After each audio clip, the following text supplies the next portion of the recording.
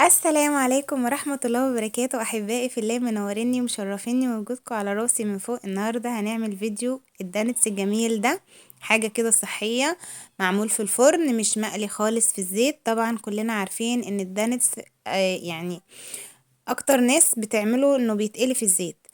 انا اول ما فتحت القناة كنت عاملاه معاكم في اول القناة كده، قلياه في الزيت. هو ما كانش شارب زيت كتير بصراحة، او ما بيبقاش شارب زيت، بس قصة ان هو بيتحط في الزيت دي برضو يعني حاجة مش صحية، فاحنا عايزين الاصح طبعا لعيالنا.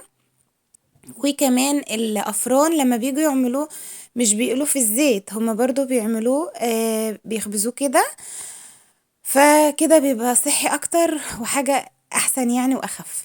انا دلوقتي هكتب لكم دلوقتي على الشاشة المقادير بتاعة الكيلو، لان انا هعمل 2 كيلو، فانتي عايزة بقى تكتري ضعفي المقادير. مقادير الكيلو: 1 معلقة صغيرة ملح على كيلو دقيق، وواحد كوباية ونص لبن، وكمان 1 كوباية مية دافية. لو انتي حابة ان انتي تحطي كله لبن حطي، لو انتي عايزة تعمليه زي ما انا عملته، انا عملت مية على لبن. برضو دي حاجة بتاعتك انتي وبحريتك انتي. وكل كيلو عليه 1 كيس خميرة فورية، او لو انت عندك الباكت الكبير ممكن تاخدي معلقة كبيرة خميرة فورية. وكمان هتحتاجي 2 كيس فانيليا، 1 كيس بيكنج باودر او كيك شيف، هتحتاجي تلت كوباية زيت، نص كوباية سكر، واحد معلقة خل كبيرة. دي كل المكونات.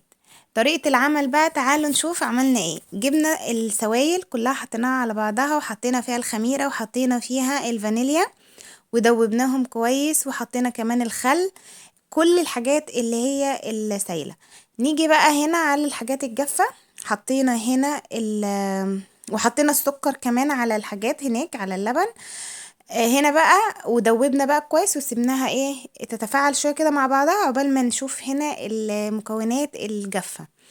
هنا طبعا حطينا الكيس بيكنج باودر، وحطينا الملح والدقيق وقلبناهم كويس مع بعض، ورحنا حطينا المواد السائله، وابتديت ان انا حطيت الزيت وابتديت ان انا اعجن كده. بس نصيحه مني، ما تنزليش بالمكونات السائلة كلها مرة واحدة، انزلي بيها بالتدريج عشان خاطر ممكن ان انتي الدقيق بتاعك ما يكونش بيمتص السوائل. فانزلي تدريجي بالحاجات السائلة لحد ما تحسي خلاص ان كل حاجة تمام. وبعد كده روحي انزلي بقى انزلي بيها، يعني لو انت حسيتي ان انت محتاجه تاني حطي، حسيتي ان انت كده كويس يبقى كفايه لحد ما تعجني العجينه كده. ونزلت بقى اخر حاجه بالسمنه، لميت العجينه كده بتبقى عجينه طريه وبتلزق شويه.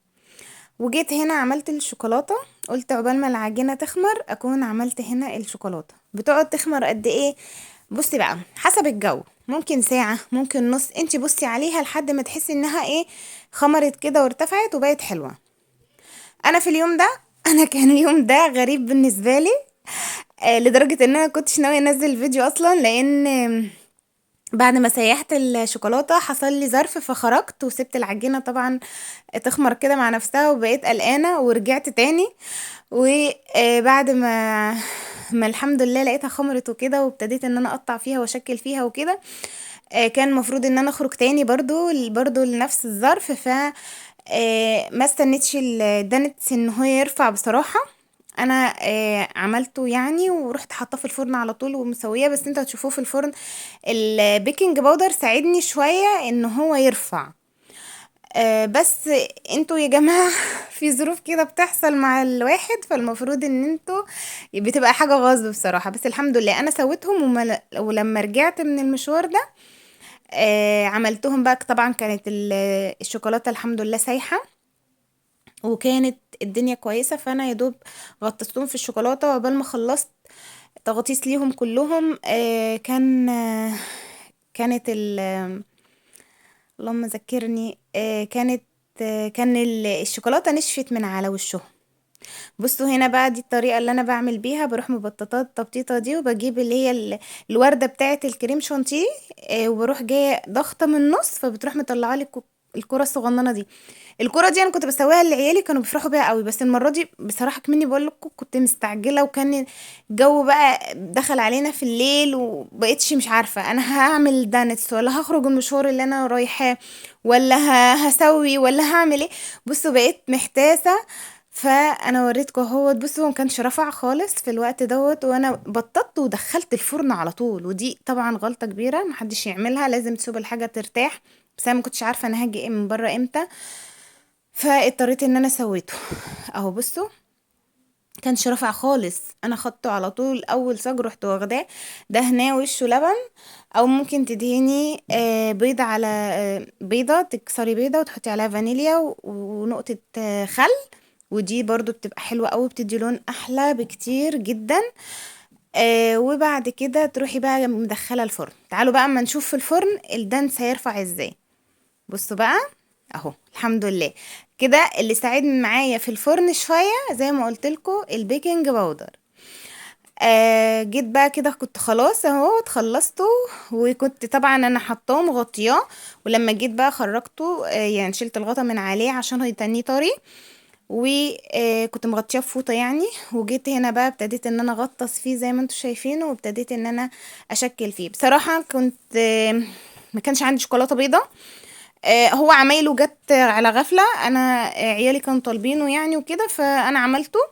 وفي الفترة دي اصلا انا بعمل فيها حاجات كتير طرية، عشان خاطر زي ما قلت لكم عندي رناد عندها مشكلة، فالدكتور طالب ان هي تاكل حاجات طرية.